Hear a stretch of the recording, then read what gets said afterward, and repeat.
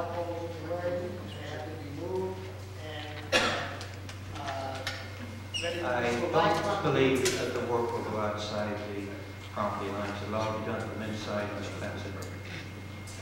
Thank you very much. You're welcome. Yes. John Veneziano, 4 West Village Drive. I don't have as many questions as Jeff had, but I have a few for you. What kind of synthetic field is it going to be? Currently, that work is yet to be specified, but we would use our design firms to make the recommendations, and then would ultimately select the product. The number one market shareholder today is a field turf product. It's got an awful lot of third-party references, and it's been the field of choice for many NFL teams and other surrounding towns. But that is yet to be determined. If you talk to coaches or athletic trainers or athletes who played on that surface, to see the impact from growing the grass to the synthetic surface? There's been extensive work done in that area, and in fact, within the next couple of weeks, what we plan on doing is making a more detailed presentation, which would include all the details around the construction of the actual field turf itself, comparisons around that and natural turf, some percentages in relation to injuries. As an example, the Detroit Lions saw a 50% reduction in injuries when they moved to a synthetic field surface. So all of those details certainly will be covered. Great to talk to even local colleges.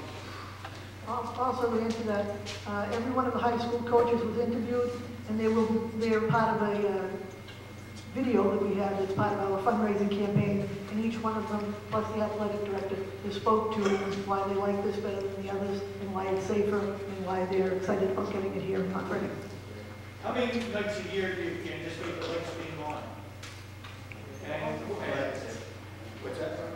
No, if there's lights associated. But part of the fundraising we're doing is to try to get the lights in immediately. You know, it will not be part of the $2 million, but that's part of the fundraising.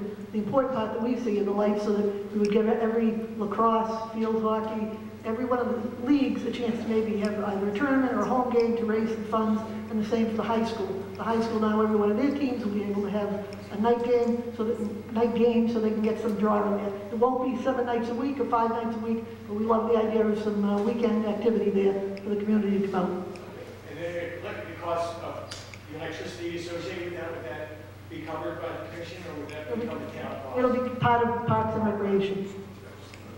And the area, I know you live in that area, Rita, is there area residents been approved, spoken with about having lights on, and that the light pollution or the noise or parking associated with potentially? It'll be part of the hearings we're going to have, but on all the lights that we're looking at now, every one of them are the ones that when you look in, the only place you see the light is on the field, and then the lights down, not like when we were little kids, that it lights up the whole town. The lights are entered in, so the field is lit, but everything else when you walk in is kind of through a dark area. Okay.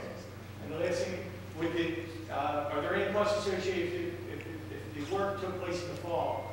Would the football team have to play a full road schedule? Would that be the idea? Absolutely going to work something out with the school administration that as soon as we pick the vendor, at that point the school administration and the school committee will get to look at what our time frame is, how do we work it out that best serves it. May a team have to play away games during construction?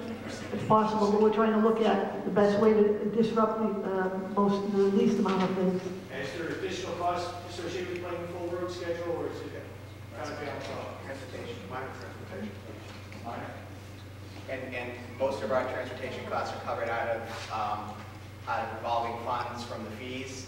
And I'd assume that, who knows what our fees are going to be by then, but I'd assume that they come out of that would just come out of the fees. But I think you're probably adding 5 more bus trips. 5 more bus trips. I can't see it costing that much. Okay. Thank you. Thank you. Yes. Yes. Thank you, Joe Mayor on the Board of Selectmen. Basically, I have 2 questions. Is the Hillview going to be committed to repair and maintenance of this turf field? Who's going to do that? It would be part of the recreation budget, but whereas the Hillview is, is sponsoring the article to bond it, it's under that, we're assuming any construction, any maintenance things will be paid for out of Parks and Recreation. The initial $2 million is the bonding they're giving us So if, Somewhat like Ipswich River Park. We got the grants, we got the funding to purchase the property, or take it over the domain, and after that, Parks and Rec is taking care of the maintenance fees.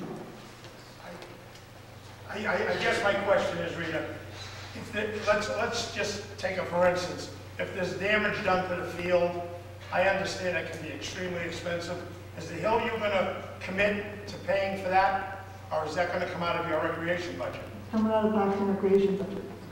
Okay. So, all right, my second question is, and you know, I truly wish I had known about this sooner because I would have liked to gut this into the discussion if it hasn't already been there. Has there been given any thought to moving the football field and the practice field, say 10 to 15 feet to the east, to put a sidewalk in there at some time? Because it's a shame to do all this work and not have a sidewalk going from Park Street up to the high school parking lot.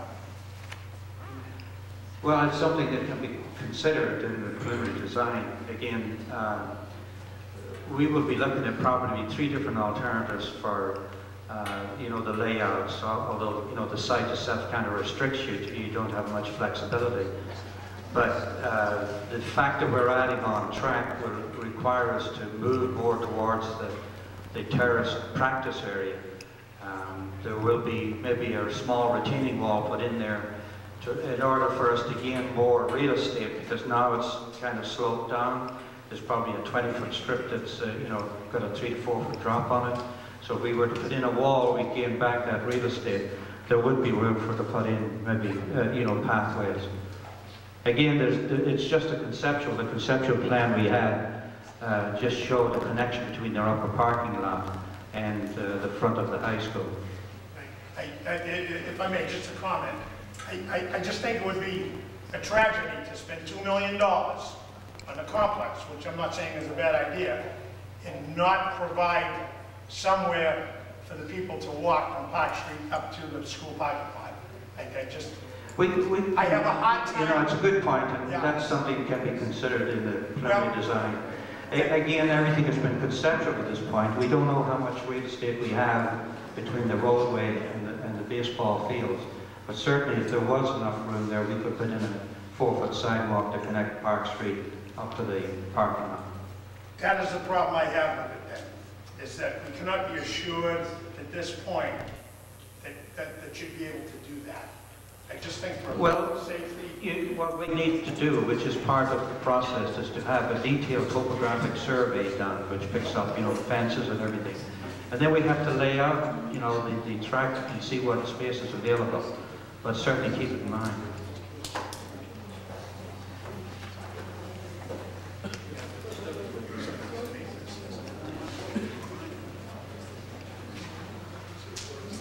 Yes.